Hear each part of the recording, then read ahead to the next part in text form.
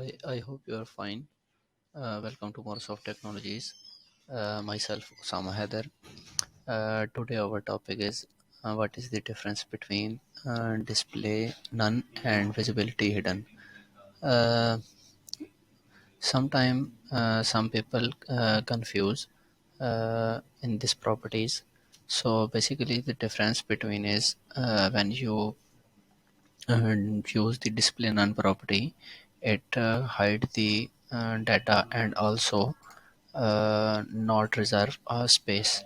But when you use the visibility property, use the visibility visibility hidden, so it don't show the data but it reserve the space.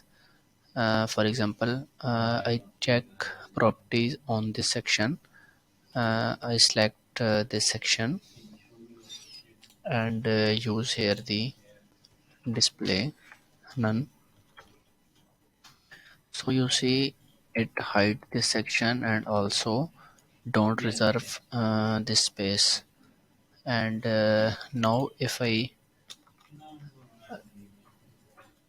write here the visibility hidden, so now you see it hide the data, hide this section and also reserve this space. So basically this is the difference between the display property and the visibility property. Thank you.